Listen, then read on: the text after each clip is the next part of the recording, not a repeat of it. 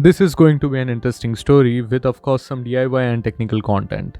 If you remember, I had mentioned about removing the saree guard in the initial video on the G310R and I went ahead and did the same.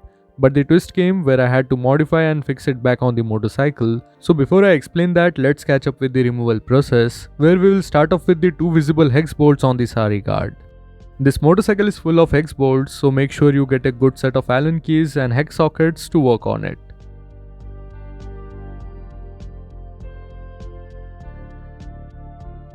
So both these bolts were 5mm hex bolts, which are now out of our way. With the top two bolts gone, we have to focus on the hex bolt at the bottom. This is a bigger 6mm hex bolt, so you have to change the socket bit as well. This is not a complex or heavy torque job, so regular Allen keys can be used here. Finally, we have the bottom bolt out. Now if you think we are done and the guard should be out by now, then you will find one last hidden bolt holding the guard from back. So after struggling with setting the camera angle to clearly show this on video, we take on that 5mm hex bolt.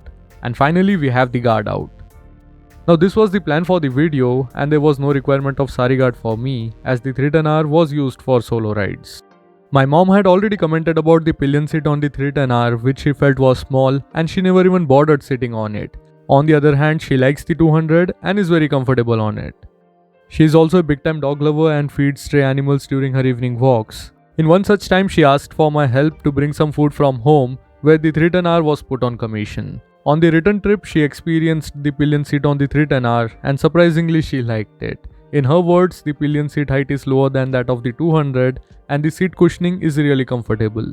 Now that mom loved the 310R, I was happy to fix the saree guard back, but there is a problem with the guard on the 310R where you don't get any additional footrest for the lady pillion who sits in a sideway fashion.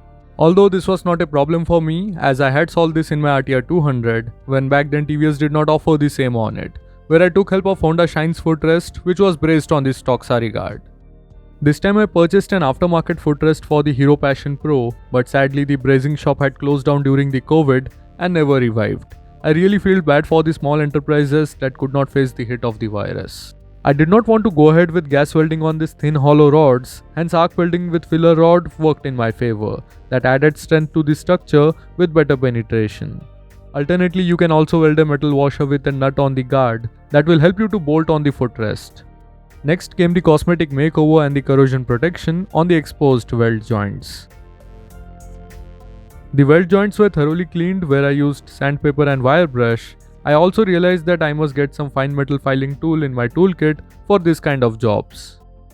Once the surface was prepared, it was time to paint. Always use CFC free spray paints and carry out these activities in open space unless you have a paint booth. And here we have the final outcome which my mom liked as she is used to the similar setup on the RTR. And I have already planned my next ride on the G310R with her to the petrol station where she can fund our video on the fuel efficiency test. So that's all for this video and I hope you guys have liked it.